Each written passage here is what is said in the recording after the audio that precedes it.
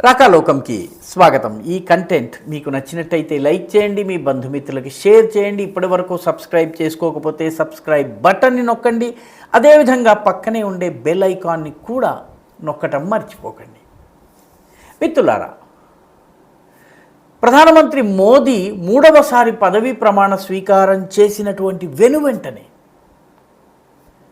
జమ్మూ కాశ్మీర్లో, ముఖ్యంగా జమ్మూ ప్రాంతంలో, అంటే హిందువులు ఎక్కువగా నివసించే జమ్మూ ప్రాంతంలో ఒకటి తరువాత ఒకటి ఉగ్రదాడి జరుగుతూ వచ్చింది. మొట్టమొదట రియాసీ ప్రాంతంలో శివఖోరి నుంచి వస్తున్నటువంటి భక్తుల బస్సు పైన దాడి జరిగింది. ఆ తరువాత రోజే కఠువాలో ఉన్నటువంటి హీరానగర్, వాస్తవానికి సరిహద్దుకు చాలా దూరంలో ఉండేటటువంటి ప్రాంతము, ఇక్కడ కూడాను ఒక గ్రామం పైన ఉగ్రవాదులు దాడి చేశారు. కొందరు వ్యక్తులు గాయపడ్డారు. ఆ తరువాత రోజు జమ్మూ, ఆ తర్వాత కశ్మీర్, ఈ రెండు ప్రాంతాలకి మధ్య కనెక్టింగ్ లింక్లా ఉండేటటువంటి డోడా ప్రాంతంలో దాడి జరిగింది. తరువాత మరొక సంఘటన కూడా జరిగింది. ఇలా 4 సంఘటనలు జరిగినాయి. అయితే ఈ 4 సంఘటనలకి ఖచ్చితమైనటువంటి జవాబు చెప్తామని చెప్పి భారత ప్రభుత్వం ప్రకటించింది. ఇదంతా జరుగుతూ ఉండగానే పాకిస్తాన్లో జూన్ 18వ తారీఖున ఒక సంఘటన జరిగింది. ఆ సంఘటన ఏంటంటే, పాకిస్తాన్కి చెందినటువంటి ఒక రిటైర్డ్ బ్రిగేడియర్, ఆయన పేరు అమీర్ హంజా. ఈ రిటైర్డ్ బ్రిగేడియర్ ఝేలం అనేటటువంటి పట్టణం, ఝేలం నదిని ఆనుకుని ఒక పట్టణం, చిన్న పట్టణం ఉంటుంది, దాని పేరు ఝేలం టౌన్. ఆ ఝేలం టౌన్లో కారులో వెళ్తుంటే 4 వ్యక్తులు, అజ్ఞాత వ్యక్తులు వచ్చి ఆయన కారుని చుట్టుముట్టారు. కారు నడుపుతూ ఉండగానే ఆ కారు పైన తుపాకీ గుళ్ళ వర్షం కురిపించారు. అమీర్ హంజా బ్రిగేడియర్ ఎవరైతే ఉన్నారో, రిటైర్డ్ బ్రిగేడియర్, అక్కడికక్కడ కుప్పకూలిపోయారు. ఆయన భార్య, పిల్లవాడు కూడా గాయపడ్డారు. భార్య, పిల్లవాడు ప్రస్తుతము చికిత్స పొందుతున్నారు. ఈయనని ఆసుపత్రికి తీసుకువెళ్ళారు, కానీ ఆసుపత్రిలో ఈ హంజా చనిపోయారు. అజ్ఞాత వ్యక్తులు చేశారు, ఎవరు తెలియదు. ఆయనకి గతంలో ఏం గొడవలు ఉన్నాయో తెలియదు, వీళ్ళు ఎక్కడి వాళ్ళో తెలియదు. కానీ ఈ హంజాను వచ్చారు, హతమార్చారు, వెళ్ళిపోయారు. అయితే ఈ హంజా ఆర్మీ నుంచి బ్రిగేడియర్ హోదాలో రిటైర్ అయితే అయ్యారు, కానీ ఈయన పాత్ర చాలా కీలకమైంది. ఎందుకంటే ఈయన 2016లో రిటైర్ కాగానే ఈయనని లాహోర్లోనే ఉంచుతూ పంజాబ్ యొక్క ఎమర్జెన్సీ సర్వీసెస్ యొక్క డైరెక్టర్ జనరల్గా పెట్టారు. ఎమర్జెన్సీ సర్వీసెస్ అంటే మొత్తము అంబులెన్సెస్, ఆ తర్వాత వైద్య వ్యవస్థలు, దాంతోపాటు సరిహద్దు ప్రాంతాల్లో ఉండేటటువంటి గ్రామాల భద్రతా వ్యవస్థ అంతా చూసేటటువంటి పని ఉంది. ఈయన లాహోర్లోనే ఉన్నారు. ఆ తరువాత 2017 నుంచి 2000 సంవత్సరం వరకు, అంటే దాదాపు 3 సంవత్సరాల పాటు ఈయనని డిఫెన్స్ హౌసింగ్ అథారిటీగా పెట్టారు. డిఫెన్స్ హౌసింగ్ అథారిటీ అంటే ఆర్మీ కోసం ఇల్లు కట్టిస్తారు. ఆర్మీ కోసము ఇల్లు కట్టించే వ్యక్తి చేతుల్లో చాలా డబ్బులు ఆడుతూ ఉంటాయి. పనిచేసే వ్యక్తులు కానీ, కాంట్రాక్టర్లు కానీ, మిగతా రకరకాల మనీ లాండరింగ్ చేసేటటువంటి అవకాశం ఉంది. ఈ పనంతా కూడాను ఆయన లాహోర్లో ఉంటూనే చేశారు. కరాచీయో, ఇస్లామాబాదో, రావల్పిండియో వెళ్ళలేదు, ఆయనని లాహోర్లోనే ఉంచారు. అయితే భారత మిలిటరీ ఇంటెలిజెన్స్ కానీ, మిగతా గూఢచారి వర్గాల యొక్క కథనం ఏమిటంటే, వాళ్ళ దగ్గర ఉన్నటువంటి సమాచారం ఏంటంటే, ఈ బ్రిగేడియర్ అమీర్ హంజా రిటైర్ అయిన తరువాత కూడాను ఆయనని లాహోర్లోనే ఉంచడానికి కారణం ఏంటంటే, లాహోర్లో లష్కర్ తోయబా హెడ్ క్వార్టర్ ఉంది. లష్కర్ తోయబా కశ్మీర్లో విధ్వంసాన్ని సృష్టిస్తుంది.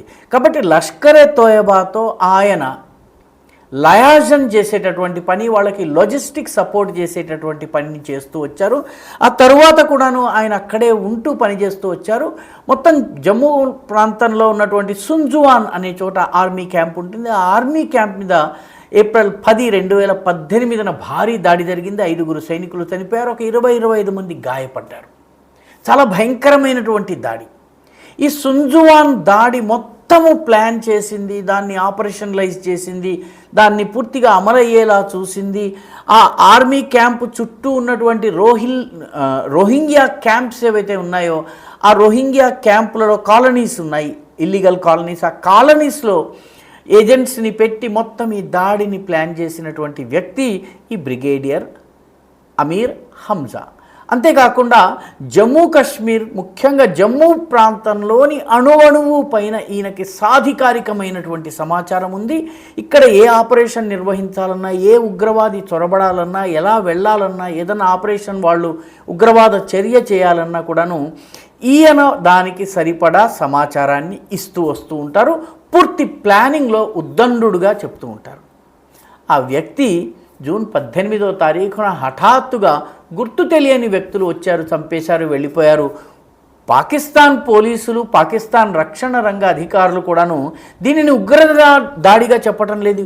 ఏవో పాత కక్షలు ఉన్నట్టున్నాయి, ఆయన కన్స్ట్రక్షన్లో పనిచేస్తున్న సమయంలో ఏమన్నా గొడవలు ఉన్నట్టుగా ఉన్నాయి, ఆ గొడవల ఫలితంగా ఆయనపైన దాడి జరిగిందని చెబుతోంది. కానీ రియాసీ నుంచి సుంజువాన్ దాకా అన్ని రకాల దాడులకు కారకుడైనటువంటి మాస్టర్ మైండ్ అజ్ఞాత వ్యక్తుల చేతిలో ఎవరు చంపారో తెలియదు, హతమైపోయారు. సరిగ్గా మన దేశం మీద 4 ఉగ్ర దాడులు వరుసగా జరిగిన కొద్ది రోజులకి ఈ యాక్షన్ జరిగింది. ఈ యాక్షన్తో పాటు సౌత్ వజీరిస్తాన్, పాకిస్తాన్లో ఉన్నటువంటి tribal area, tribal Pathan tribes ఉంటాయి ఇక్కడ. ఈ ఏరియాలో లష్కర్ ఎ తోయబాకి చెందినటువంటి దీన్ మహమ్మద్ అనేటటువంటి మౌల్వీని కూడా చంపేశారు. గుర్తు తెలియని వ్యక్తులు, ఎవరో తెలియదు, ఎక్కడి నుంచి వచ్చారో తెలియదు. పాకిస్తాన్ అయితే ఎప్పట్లాగానే ఇది రా యొక్క కుట్ర అని చెప్పి పాకిస్తాన్కి సంబంధించినటువంటి పత్రికలు అంటున్నాయి. కానీ పాకిస్తాన్ అధికారికంగా ఈ 2 సంఘటనల విషయంలో కూడాను ఏమీ చెప్పటం లేదు. ఇవేవో మామూలుగా జరిగినటువంటి సంఘటనలుగానే వీటిని చూపించే ప్రయత్నం చేస్తుంది. సరిగ్గా ఇదే సమయంలో మన జమ్మూ కాశ్మీర్లో కూడాను శ్రీనగర్ అంటే కాశ్మీర్ లోయలో ఉన్నటువంటి బాందీపుర ప్రాంతంలో చాలా 2018 నుంచి ఉగ్రవాద సంఘటనలకు పాల్పడుతున్నటువంటి ఏ గ్రేట్ టెర్రరిస్టు, అతని పేరు ఉమర్ లోన్ని మన భద్రతా దళాలు హతమార్చాయి. ఇతన్ని ఏ గ్రేడ్ టెర్రరిస్ట్ అంటారు. వాళ్ళ యొక్క కార్యకలాపాలు, వాళ్ళ యొక్క లోతు, వాళ్ళ మిలిటరీ ఆపరేషన్స్, ఉగ్రవాద కార్యకలాపాల్లో వాళ్ళ ప్రావీణ్యము, వీటి ఆధారంగా జమ్మూ కాశ్మీర్లో ఉగ్రవాదుల్ని ABC ఈ రకంగా 3 కేటగిరీల్లో విభజిస్తారు.